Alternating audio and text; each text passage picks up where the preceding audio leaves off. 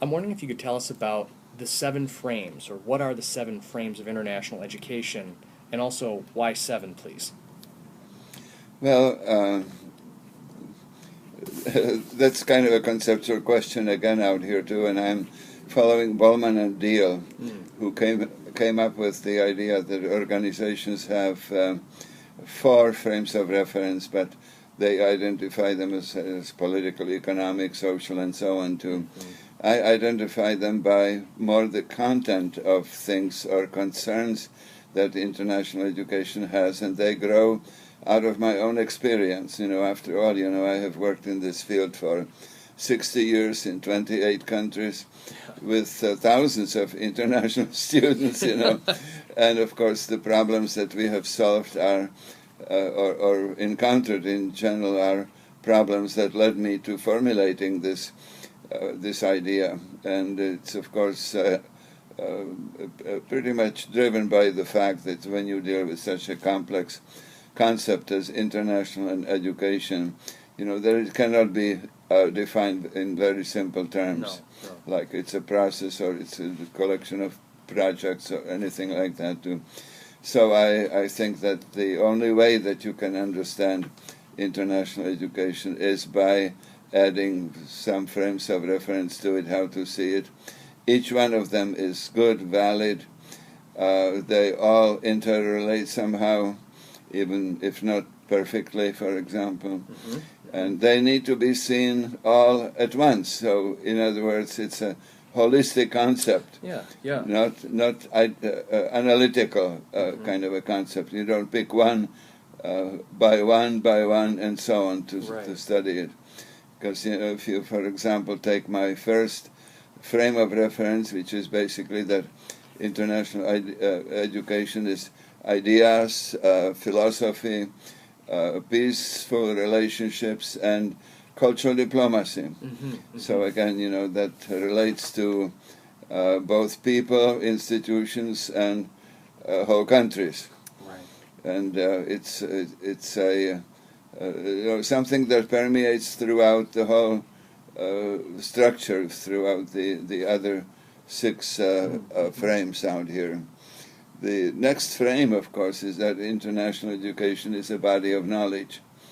And here is the rub, because most people assume that the knowledge comes from the academic disciplines. But that's only a partial picture out here. The knowledge is what we call formal, that's the structure, the university structure and so on. Informal, that's how you live and get socialized and listen to the TVs and get influenced by your parents, by your peers and so on too. Implicit is when you study abroad and you learn more than you know how to explain. It's not structured, it's not organized, and it doesn't have any time sequence to it. So here's the implicit knowledge that is actually there, but that we miss on if we don't debrief it adequately and bring it to the level of consciousness. It's also experiential learning.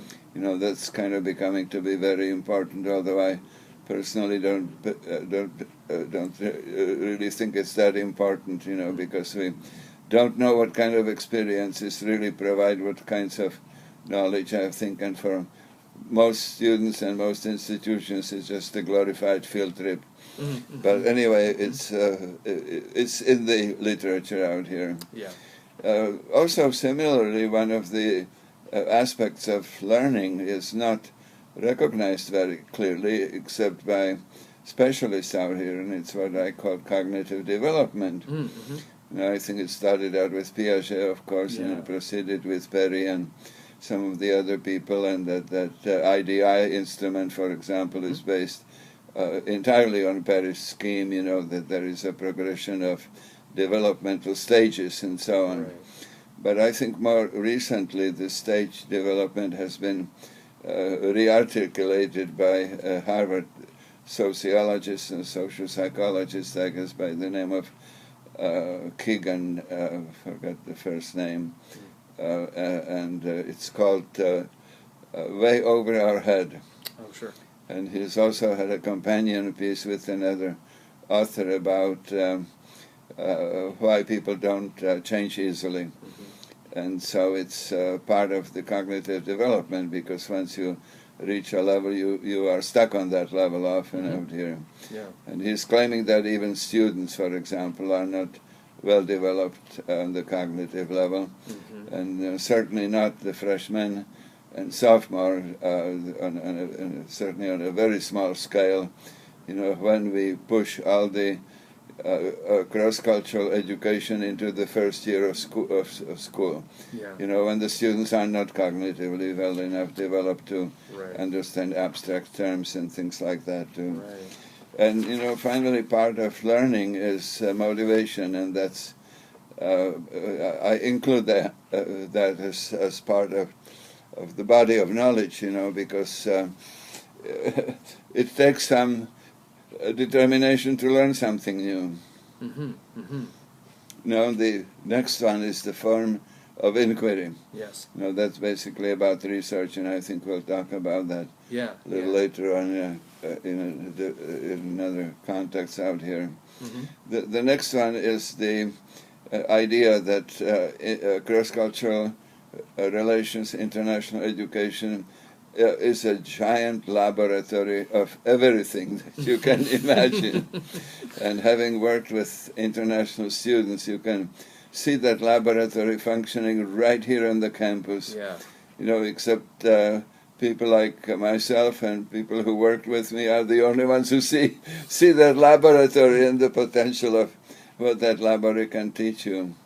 I actually, at one point, proposed a unit attached to my course, which was called a practicum, and it was sort of like a laboratory section that you see in science fields and so on. Right. And it was a very successful course, except that it was very, very time-consuming and very labor-intensive for me. Yeah. So I had to drop that, unfortunately.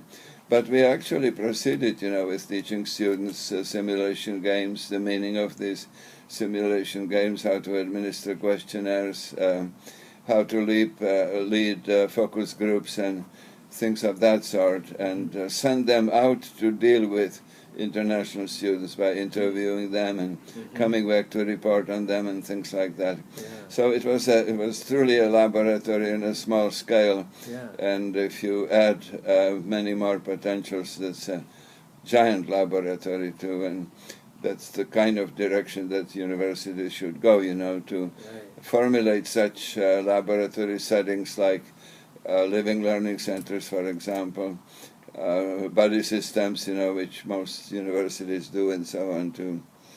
So the next item out here, the fifth frame, is the fact that international education is essentially a program of educational reform, and that reform is basically massive, because the amount of knowledge that is needed to be injected into our old system is huge and is increasing almost exponentially out here.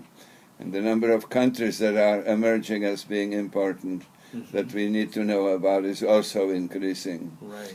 So no, I think we are basically facing a crisis of multitude out here. And if we don't have a serious look at for example, the organization of the Liberal and General Studies program, I think we are going to fail again too. And so, then the sixth one is the obvious one that most universities explain, that international education is also business. Yeah. And it is also about jobs and about economics and so on.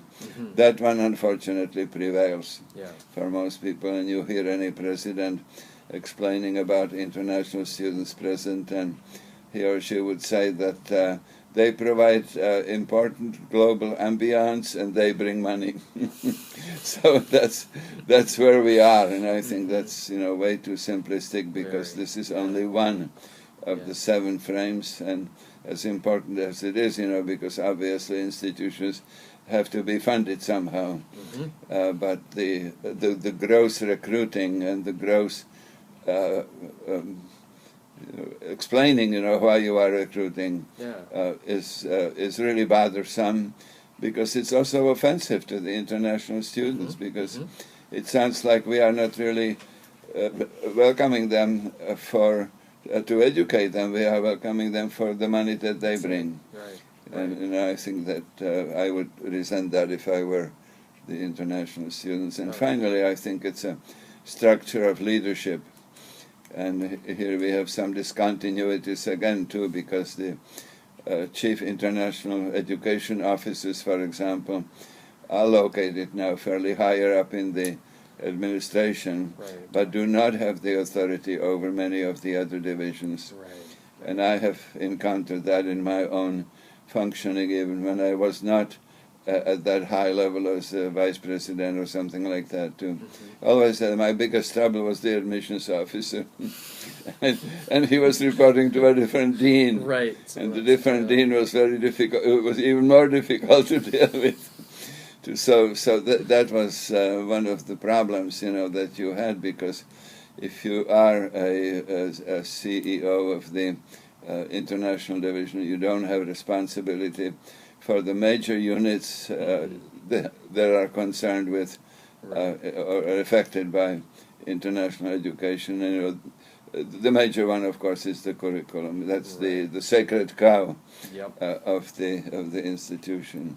So I think I have explained the 7 frames, and that's a new